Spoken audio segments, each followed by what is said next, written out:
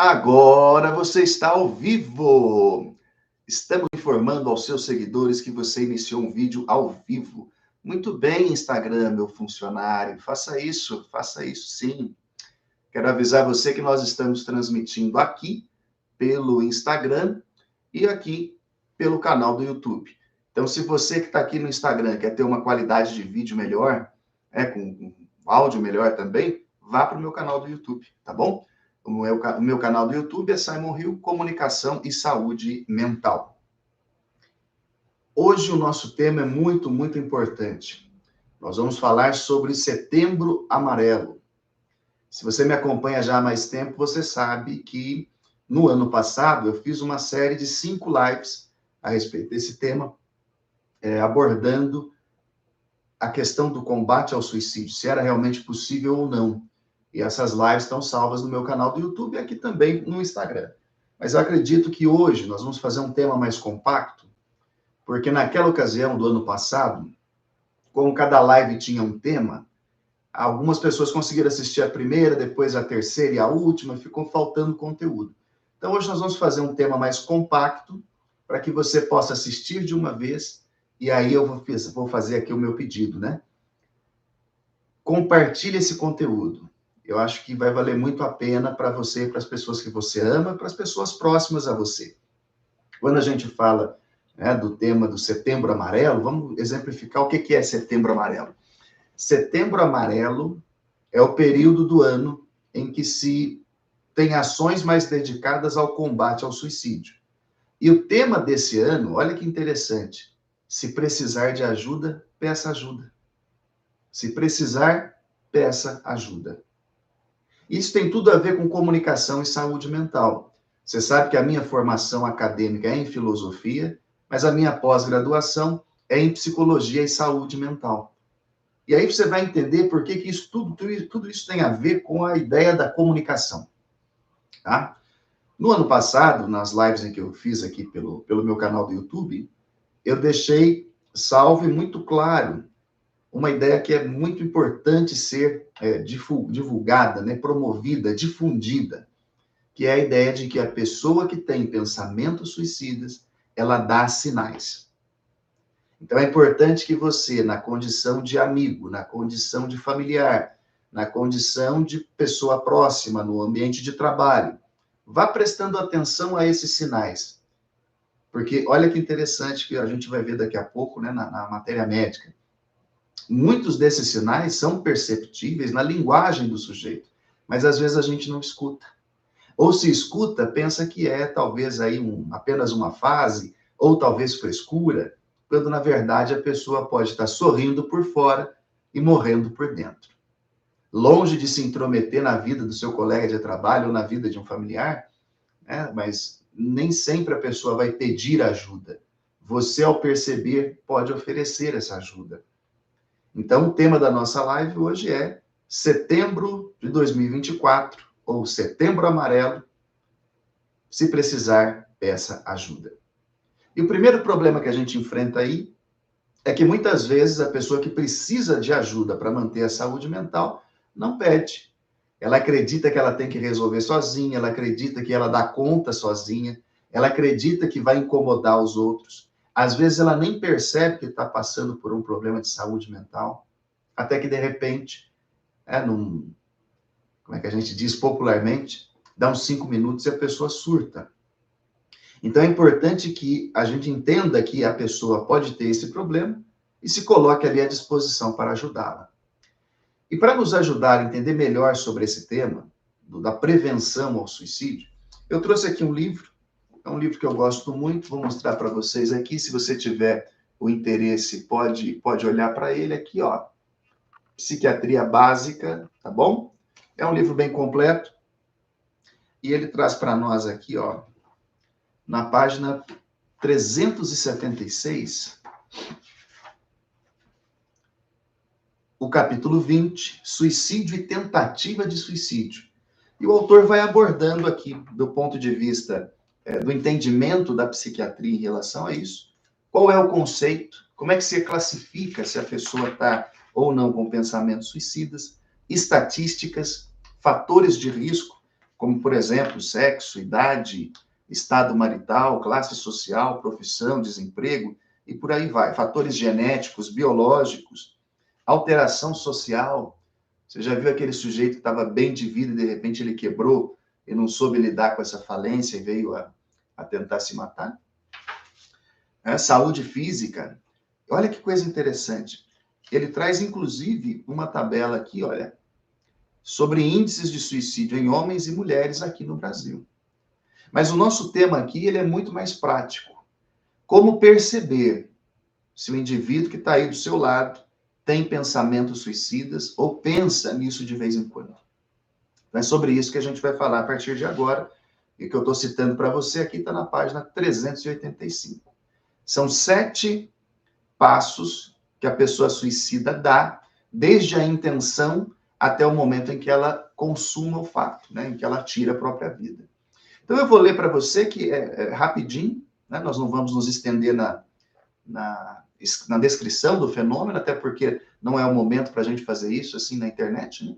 Mas eu só quero te conscientizar da importância de prestar atenção àquilo que a pessoa que está ao seu lado está falando. Vamos lá?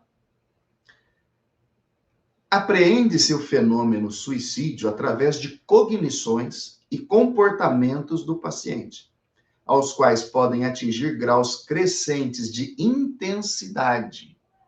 Então, vai do leve ao extremo. Primeiro grau de intensidade: ideias suicidas. As ideias suicidas são um grau sem apresentar outras manifestações ou propósitos de autoagressividade. Essas podem ser combatidas pela própria pessoa, que as reconhece como absurdas. Nossa, imagina se um dia eu pulasse ali, desse prédio. Nossa, mas que bobeira, o que eu estou falando? E o pensamento sai da mesma velocidade em que ele entrou. É uma ideia suicida. A pessoa não está passando por nenhum problema grave. Mas de vez em quando, né? Nossa, como seria? Essa curiosidade também que a gente tem em eventos trágicos, né? Certa vez eu presenciei um caso de suicídio. Eu estava parado no semáforo, tinha um prédio à minha esquerda, e aí eu escutei o grito, olhei para cima, a mulher tinha caído, né? E morreu na hora. Imediatamente eu parei, eu estava de moto, estava indo para a PUC na época. Isso era 6h30 da manhã. Parei a moto, desci da moto, corri no estacionamento, peguei um cobertor para cobri-la. A hora que eu voltei, já tinha gente com o celular fotografando a massa cinzenta da mulher ali. Então, olha como que a gente às vezes fica insensível ao sofrimento do outro, à dor do outro. Aí eu cheguei imediatamente, pedi licença e respeito, cobri o corpo e chamei o socorro. Mas é importante que você note que às vezes é só uma ideia, mas é uma sementinha em germe que pode dar fruto no futuro. E é isso que a gente não quer. Continuando. Inicialmente, são ideias esparsas, que invadem o pensamento do indivíduo, podendo tornar-se manifestações mais frequentes e adquirir proporções significativas, de modo que o paciente não consegue parar de pensar nessas ideias. Então, enquanto está só no nível da intenção, é importante a gente cortar. E se a pessoa faz um comentário, ainda que por brincadeira, nossa, que altura daqui, hein? O que acontece se eu cair? A gente que tem um pouquinho mais de entendimento pode chamar a atenção e falar, opa, peraí, isso aí não deve nem passar pela tua cabeça, você está doido? Segundo grau de intensidade, o desejo de suicídio. Antes era só intenção, uma ideia. O desejo de suicídio acompanha as ideias do suicídio e o desejo de praticá-lo, sem, contudo, colocá-lo em planejamento ou ação. O sentimento de desesperança e a falta de perspectiva de futuro podem ocorrer, favorecendo o desejo de suicídio como uma solução ou um fim de algo insolúvel. Você já deve ter ouvido casos de pessoas com depressão mental em nível altíssimo, que a dor da morte para ela é mais leve. E ela considera e reconsidera e pensa e deseja morrer para poder parar com aquele sofrimento. Você está vendo como é que o tema é complexo e a gente não pode simplesmente fazer vistas grossas porque não aconteceu na nossa família? Terceiro grau de intensidade. Intenção de suicídio. A ameaça de pôr fim à vida é claramente expressa, embora ainda não se realize nenhuma ação concreta. Em geral, antecede ao plano suicida, mas pode ocorrer concomitantemente. Olha, se é desse jeito, você vai ver. Você separa de mim que eu vou pular da ponte. Se você ligar o telejornal agora na hora do almoço, vai ter pelo menos umas 8 notícias como essa. É só ir mudando de canal. Fulano pulou da ponte porque a mulher traiu ele com outro. Você já nota que o homem, quando ele é traído, ele tem mais tendência suicida do que a mulher quando é traída? Você não vê a mulher traída indo lá dar show no trabalho do sujeito, mas o cara vai lá de tarde, vai na casa e vai atrás e ameaça bater e agride e se mata. Então é importante perceber qual que é o estágio que a coisa está funcionando. Às vezes a pessoa faz a ameaça e cumpre no mesmo dia. Às vezes ela só manifesta o desejo de partir. Quarto, plano de suicídio. Decidido a pôr fim à sua própria vida, o paciente fica tomado pela ideação de morrer. Passa a tramar a própria morte, planejando detalhes, como o método, o local, o horário e, às vezes, deixando um bilhete de despedida. Se você conheceu alguém que tirou a própria vida, você já está percebendo que esses 4 estágios que a gente está dizendo aqui, que a gente está narrando a partir desse tema, né, da psiquiatria básica, é muito provável de acontecer. A ideia vem, depois vem ali o desejo, depois a intenção clara e expressa, e por último ela cria um plano. E esses detalhes, né, são muito relevantes porque mostram o quanto que aquela pessoa estava sofrendo. Não é covardia, é sofrimento. Às vezes é difícil demais para aquela pessoa expor aquilo que ela pensa. Então ela vai soltando pequenas gotas. Ela vai falando. Olha, eu estou pensando nisso. Ah, isso aqui já me ocorreu. Ah, eu vejo a pessoa fazer isso aí. Até o próprio julgamento de quem fez, ou de quem tomou essa atitude, já é muitas vezes uma forma de neutralizar em si esse pensamento. Quinto, são 7 ao total, tá, pessoal? Quinto, tentativas de suicídio. As tentativas são autoagressivas, não fatais. É o caso da adolescente que, depressiva, começa a se cortar. Ela não quer morrer, mas ela está tentando. É o caso da pessoa que toma uma overdose de remédio. É o caso da pessoa que tem um comportamento autodestrutivo consigo mesma. Você pega a pessoa ali numa situação em que ela está tentando pôr fim ao seu sofrimento. Não há necessariamente a intenção de morrer, mas outras motivações movem o paciente ao ato, como o desejo de vingar-se de alguém, provocar culpa nos outros, chamar a atenção de familiares e etc. Olha que coisa que é tão comum. Eu sei que você que está me assistindo aqui agora, estou olhando aqui para o Instagram, e estou vendo você aí do outro lado do YouTube também. Eu sei que você conhece alguém que já passou por isso. Ou algum familiar que teve que sair correndo do trabalho no horário do almoço, porque o filho estava tentando se matar lá na corda lá. E é triste a gente lembrar disso, né? Até aqui, até o passo 5, eu já lembrei de uns 3 ou 4 casos aqui.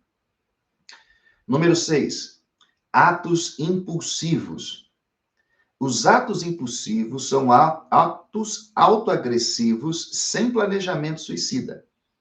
São acompanhados de métodos, preste atenção, repetitivos e estereotipados, como o uso de medicamentos, jogar-se na frente dos outros. São comuns na epilepsia, nos deficientes mentais e nos borderlines, devido à baixa tolerância à frustração. O sujeito é contrariado e aí ele comete um ato impulsivo que poderia tirar a vida dele imediatamente. Olha que interessante. Na sequência, na tentativa de suicídio, bem como no ato impulsivo, a ameaça à vida apresenta graus variáveis, englobando desde os gestos ou simulações em que não há o desejo consciente de morrer, até as tentativas frustradas, como é o caso, né, da tentativa de suicídio. Estas são sérias e de gravidade maior. Mas a intervenção de terceiros impedindo a concretização do ato ou a atuação de médicos afastam o êxito letal. Quantas vezes você já viu relatos também de pais que chegaram lá e acabaram levando a filha vomitando para o hospital para poder fazer uma lavagem estomacal e tirar aquele medicamento que ela tomou num ato impulsivo. Ou porque brigou com a amiga, ou porque estava estressada com prova da faculdade, ou porque largou do namorado. Percebe como o suicídio é mais comum do que parece? Recentemente, aqui na minha cidade, eu moro em Poços de Caldas, nós tivemos um caso de uma criança pré-adolescente que tirou a própria vida, num ato impulsivo. Ela não sabia nem o que estava fazendo. Ah, Simon, mas também agora tem aqueles negócios dos joguinhos, né? Joguinhos de desafio. Para gente que é pai, é um motivo de alerta. Mas às vezes a gente tem que entender também que pode ter sido apenas um descuido e a pessoa, no caso de um adolescente ou de um jovem, venha tirar a própria vida. 7. E último, o suicídio. O desfecho é a morte. O êxito suicida, com frequência, é caracterizado pelo planejamento cuidadoso e utilização de métodos altamente letais. É quando a pessoa para de ameaçar. Então, se você conhece alguém que já teve tentativas de suicídio, ou que já passou por momentos assim de colocar em risco a própria vida de maneira desnecessária, quando essa pessoa para de falar, também é um problema. Que é sinal que ela já está com a coisa talvez pronta. Olha que importância é para nós que convivemos uns com os outros, né? Que temos relações de amizade no trabalho, temos funcionários, temos amigos, temos familiares, que muitas vezes estão ali em períodos de solidão já por muito tempo. Olha como é importante a gente prestar atenção uns nos outros. E eu havia lhe prometido, agora eu vou dizer. O que isso tem a ver com comunicação, Simon? Você é bom de escuta? A sua escuta é ativa, pelo menos?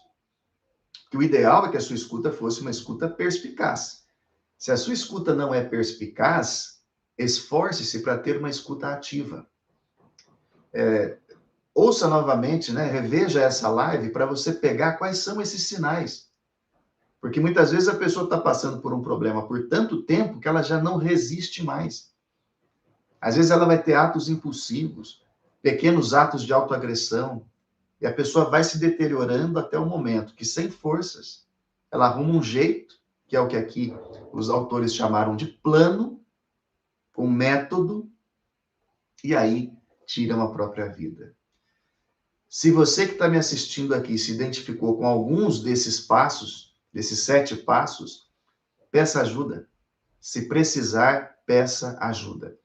Esse é o tema da campanha Setembro Amarelo 2024. Se precisar, peça ajuda. Eu espero que essa live curtinha tenha ajudado você a entender um pouquinho mais sobre a importância desse tema, como ele está tão presente na nossa sociedade e tudo que a gente tem que fazer para poder combater isso, não só em setembro, mas por toda a nossa vida. Lembre-se, se precisar, peça ajuda.